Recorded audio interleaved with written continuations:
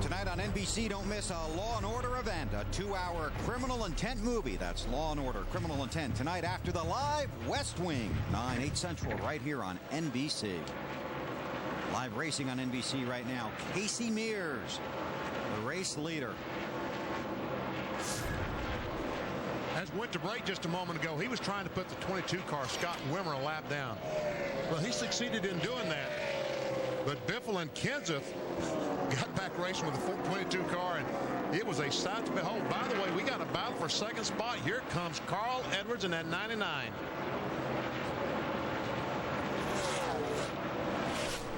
So Kenseth, who has led 149 laps today, is going to fall to third.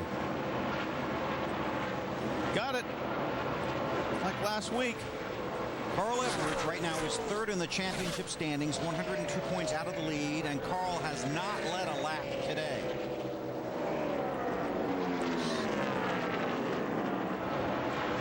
There's Greg Biffle, who currently runs 30th, and his tough day got a little tougher, like you were talking about, Benny. There we see him making contact with the 22 car, and he almost spun out down the backstretch to duplicate the spin down the front stretch. And he's got the same damage that Jeff Gordon had, but on the right side of his car now. Matt, what do you know about all this? What a day he has had, Bill. He has spun. Now he's got issues on the right side, but the biggest problem he has right now, he's no longer in position for the lucky dog. The 45 of Kyle Petty is. That's right. He's also got Wimmer back there battling for that spot. But, you know, we talked about Mark Martin today and how he's fallen back. Well, guess what? They've worked on that 6 car, and they've gotten it better. He's coming to the front. He's now 4th position and has been some laps about as fast as the leader. And Mark, if his stuff is good, he really goes after it in the second half of these races. Caution is out. Debris in turn 2. That's probably off of Biffle's car, I bet.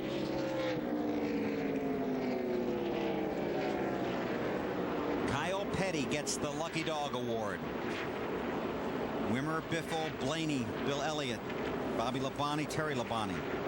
The other car is 1 lap down, but Kyle gets the Lucky Dog Award. There's KP. Still trying to put together the paperwork for the sponsorship for both those Petty cars for 2006.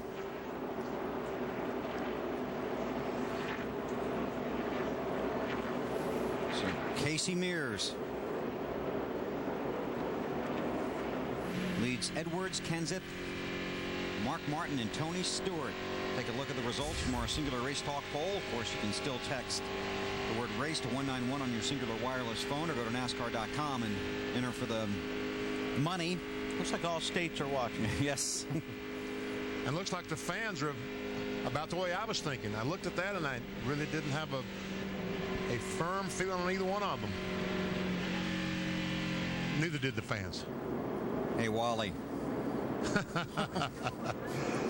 Sure. Not if she saw the ride yesterday. Yeah.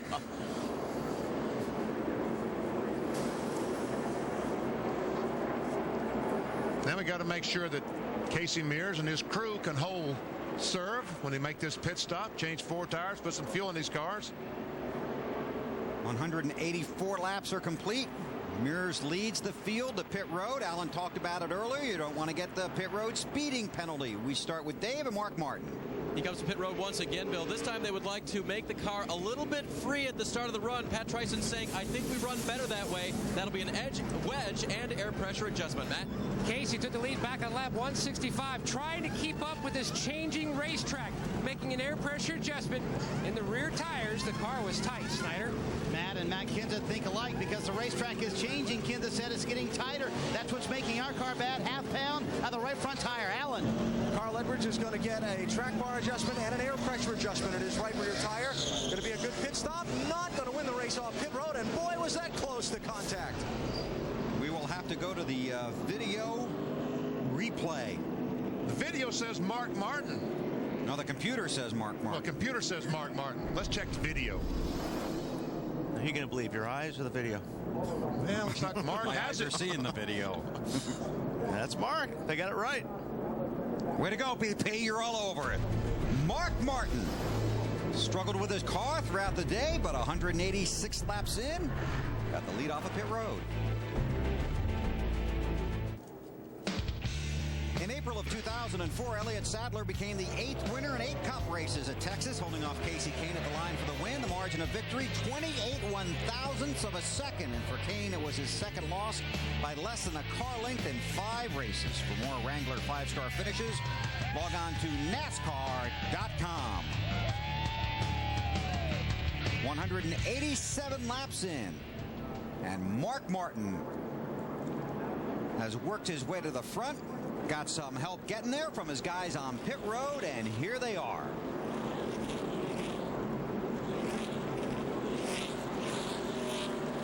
Where are they, Bill?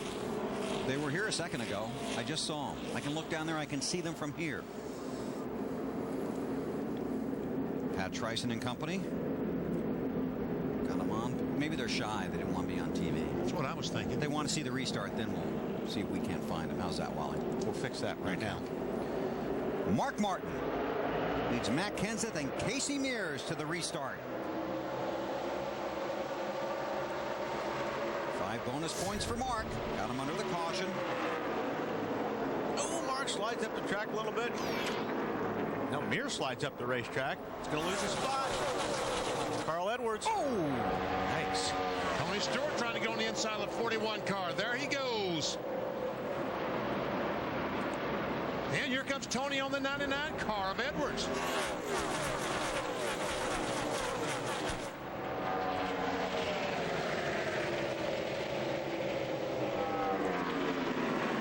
Allen? Bill, just to follow up on Tony Stewart, we talked about his car lacking rear-end grip on that last run. They're now thinking maybe it was just a set of tires that didn't agree with the car. You know, these tires all kind of have personalities, and sometimes one set feels different than another. So they're hoping this set will be more agreeable to the way their chassis is set up. Certainly looked like it on the first lap. And we went back to green. Everything off. Dead battery all the way dead. All the way dead. Battery, 17 car, Matt Kenseth. That's Carl Edwards right in front of Matt, running second. Probably not going to make it to the end because the first one is all the way dead. I got the second one out without my switches off right now. He has gone to the Get second. the other one ready. Gone to the second battery, turned all the switches off. All the fans that are inside the car. Greg Biffle in that 16 car is not on the lead lap. He and Bobby Labonte in the 18, both 1 lap down. Right now, Labonte would be your lucky dog. So Kenseth, one of the contenders in the chase for the NEXTEL Cup, started first today after qualifying third. With some issues, Marty. Yeah, Bill, you guys were hearing it go down as the team was hearing about it. I was actually talking to Robbie Reiser when Matt radioed in, and surprise to Robbie. Now, they do run 2 batteries. You heard Matty has switched over to that backup batteries, but we have seen a rash of these electrical problems here late in the season. These cars are just drawing so much more power, Benny, than they used to, that they're draining these batteries and these alternators so much more quickly. Well, what's happening, they've had a rash of tire problems. So a lot of teams are putting blowers on the front tires with fans to blow air on them to try to keep them cool and keep the tires living a little bit longer. When they do that, that draws a lot of juice. That second battery is your insurance policy, hopefully, to be able to switch back to it. So we'll keep an eye on Matt. He's got Greg Biffle, his teammate, right behind him. Biffle desperately trying to get on the lead lap. Mark Martin continues to lead. His teammate Carl Edwards is second. Mark out front. His pit guys got him there. Wally, here they are. Pat Tryson, Malvern, Pennsylvania. Scott Bowen, Winston-Salem, North Carolina. Todd Ziegler, Fort Wayne, Indiana. Andy Rieger, Seymour, Indiana. Will Smith, Seymour, Indiana. Drew Blickensderfer, Mount Zion, Illinois. Rick Machinsky, Toledo, Ohio. Danny Eklund, Green Bay, Wisconsin. Wayne Deloria, Biddeford, Maine. Now Hickory, North Carolina. And driver Mark Martin, right now 4th in the championship standings, 123 points out. 4 times he's finished second in the championship standings, has never won the series title. Dave? And Bill, you know they were working on the car, Mark, feeling like maybe the right front spring had given up. The adjustment they've been using most today is a wedge adjustment. That changes the attitude of the chassis a little bit, and they feel like that might be bringing it up off of the right front fender just a little bit. So Mark no longer complaining as much about that and really feels like the car has come back to him.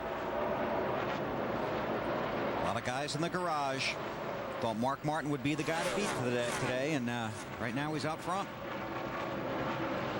Jimmy Johnson, Elliott Sadler. That moves Johnson to 7th. Sadler thinking about trying to get it back, but won't. Jimmy sets off. What? Is that a tire rub? Yeah. Left front tire rubbing the fender. I think both of them were at that time, Benny. Buckhead smoke coming out of the right front as well.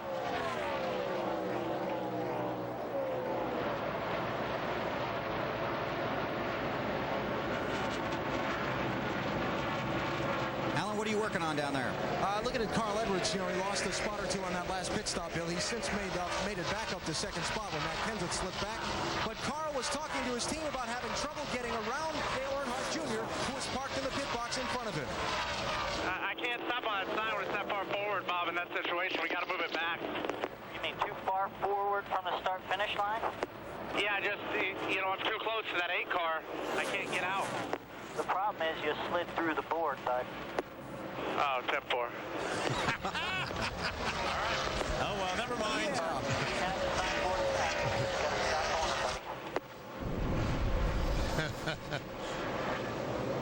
There we see him trying to leave the pits, and the 8 car there, and that's why he lost all those spots. Yeah, because he couldn't stay on the gas when he left the pits. He had to turn it real hard, get on the gas, then kind of let off, or he would have hit the 8 car. But they had the pit board out for him, and when he came into his pit stall, instead of stopping on the board, he slid through it. And in the meantime, he just passed Mark Martin and got in the lead. Tell you what, he's loving these mile-and-a-half racetracks. And I'm sure that Mark Martin did not contest that battle for the lead very hard. It got Carl 5 bonus points for leading a lap. Here's how it went. On the backstretch, we see him pressure the 6 car, and Mark just says, okay, you're faster than I am at this point in time. Go. With 130-plus laps to go, Mark's not going to contest that, as Benny talked about, Dave. And Mark just radioed radioed his crew chief, Pat Tryson. It just gets tighter and tighter. It means the car doesn't want to turn as well. And guys are starting to watch the weather here as the shadows come over the track. This track will tighten up. In fact, Kyle Busch, one of the cars earlier, talking about putting a spring rubber in the right rear just to keep up with that condition as the conditions change out here. Marty? Dave, just an update on the 17 car. Matt Kenseth, Robbie Reiser has conferred with the Roush Racing engineers. They should be able to run, he said, 2.5 hours on that one backup battery. Matt radioed back, said, I'm on battery number 1. I'm going to run that out until it's completely gone. Then I'll switch over to the second battery. So they're fairly convinced they'll be okay. No concern right now with putting a new battery in. Bill? Thanks, Marty. We'll keep an eye on that. More than half of the track now in shadows as we race from daylight to darkness at the Texas Motor Speedway. Carl Edwards, the leader.